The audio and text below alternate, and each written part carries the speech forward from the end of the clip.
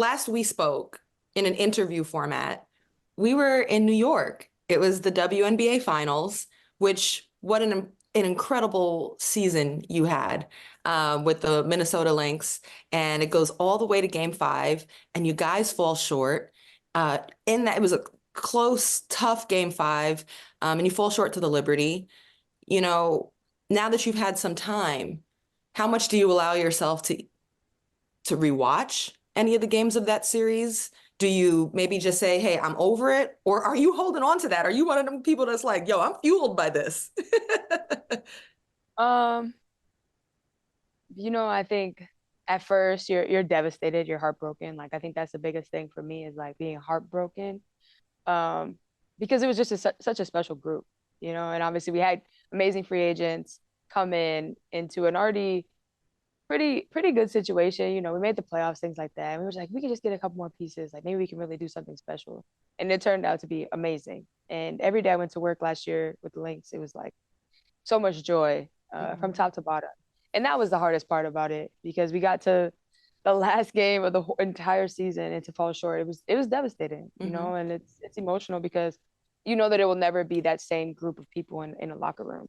And that was the hardest part about all of it. Is just knowing like what we built together as a group from the staff, the fans, everybody internally. It will never be that exact group. And that was the hardest part, I think, for me, especially as a vet. And me and Court have talked about this. Like when you get older, you just don't know when you're going to have another opportunity. Obviously, you want to have as many opportunities as you can, but you just Mhm. don't know because so many things have to go your way. And so it was devastating. It was really really hard. I'm not gonna lie, it took me a while to get back on the court. It was easy to start working Mhm. out, but like actually being back on the court was hard. I can still feel it a little bit emotionally. Um, because it's a lot. Now you know you got to start 0-0. Like no matter what, you have to just go back to training camp and start all over. And that, I mean, it's a tough pill to swallow, but that's sports, and that's the business of what we do, and that's the great part about what we do too, because we know what it feels like, and we still have a great group coming in to build on something even better, and that's all we can focus on now. It's obviously devastating. It's hard because you want it for the city, you want it for the fans, you want it for yourself, you want it for your teammates, you want it for your family, whatever is motivating you. Mhm. And so now to be here and kind of wipe the slate clean and you're playing games again, it helps a lot because you can kind of let go of some of that steam.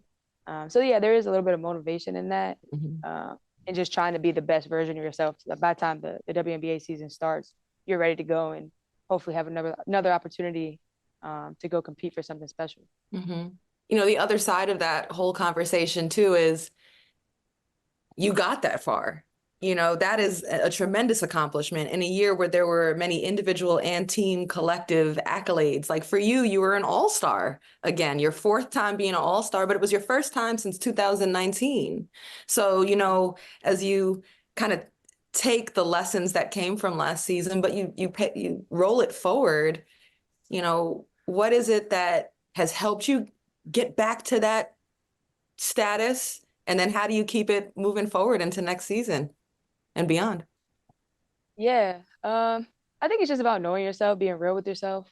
Um, I'm really, really thankful for my time overseas because it allowed me a lot of time to work on my game, and understand who I wanted to be as a player. Because the game has changed so much Hmm. since the time I got into the league. Like I was just telling somebody, I was like, my first year I was playing with Becky Hammond, and now she's retired and coaching for the Aces. It's crazy, like, and how much the game has actually seriously changed since Yeah. then.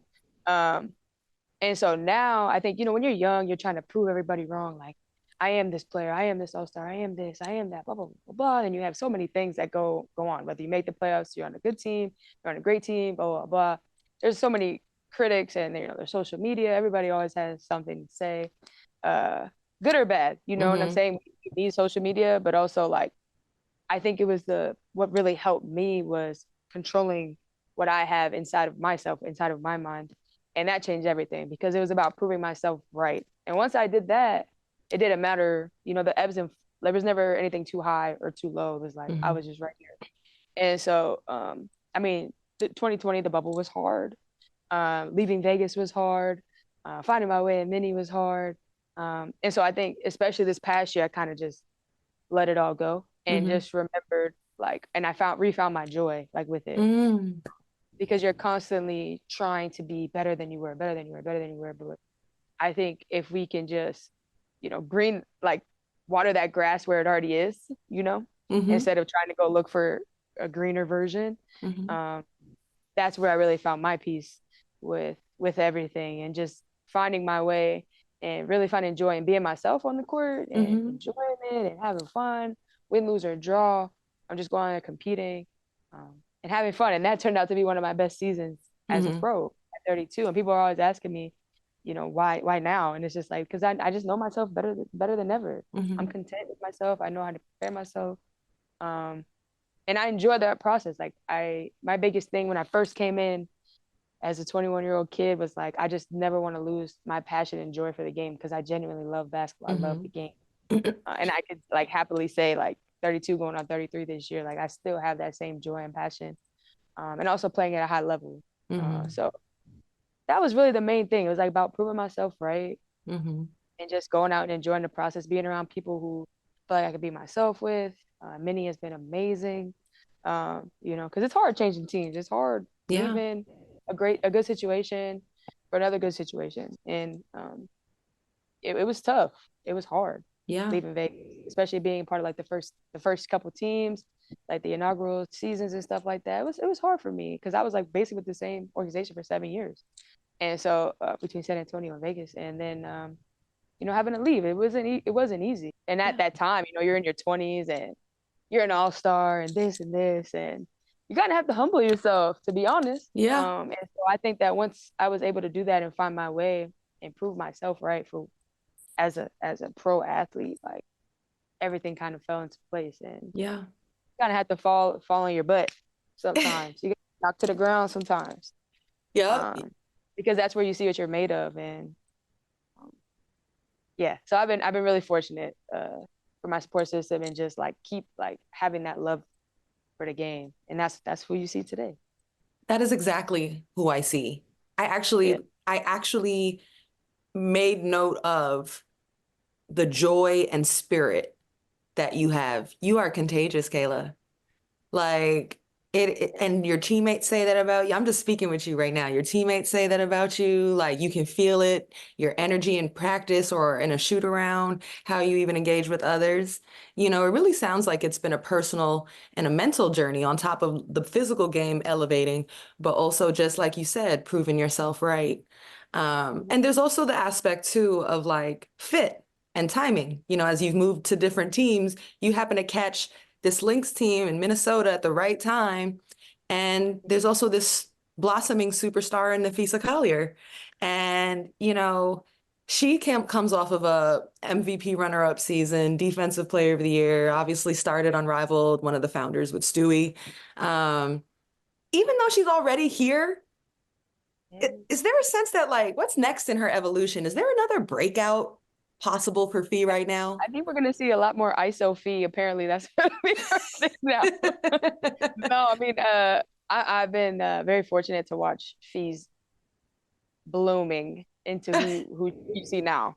I think being a mom has really transcended her too. Having Mila and even doing her thing like off the court with Unrivaled and being a businesswoman, you just watch somebody grow up, and she's still not even 30 yet, And so I think um, Fee, I don't think anybody expected Fee to be this way. Mhm. In these MVP conversations, and she just works her butt off, and she's a great teammate, and she's the like most humble superstar in our league, but also carries it with so much grace. She's competitive.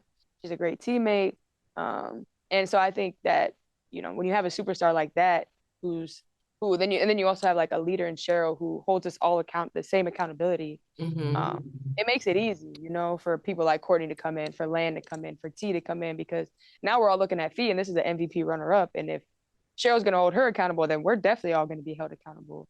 And I think that's where we found so much success, is like we only had one standard, Mm. um, and that starts with Fee, and we know that. And like I said, she carries it with so much grace, and it's easy to follow her lead when she does it that way, when she works her tail off, and she's a humble superstar, and that's who you want to. That's who you want to go to war with. And she just keeps getting better. Yeah. Defensive player of the year. Now she's shooting the three ball. Obviously, she's amazing inside and out, great rebounder, but it's just like it's her ability to affect every possession. And that's where it really has transcended is on both ends of the floor. Like everybody knew Fee could score and things like that. But then when she took it up on the defensive side of the ball, it was like amazing. So I'm really, really excited. And even more excited that she'll be on my team, not like here when she's on the other team. Her and Courtney are on the same team away from me. This is crazy. Oh, But this is y'all now walking by. T's here and nobody's with me. It's fine. It's fine. I You have a can very make, strong attachment to them. hey, But there's other connections. oh yeah, oh no, I have my connection. I'm just saying. We're talking about Fee, so I'm just saying. But I just think that I'm really excited to see like the next level that she takes, and I think especially after getting to the finals, I think she has even more motivation for the next season. So I'm just excited. I'm excited to support her through that, but also like alongside her, like Mhm. really just having her back out there. I think that was we took a big leap over the last 2 years where she can rely on me and trust me and in her journey as a superstar in this league. So I've been really fortunate to be alongside of her for the journey, and I'm excited to see where she continues to go. Sure. Kayla, it's always good kicking it with you. I really enjoyed the time, and your thoughtfulness and just vulnerability and reflecting on the ups and downs of a career and a season. It's always a pleasure. Thank you so much.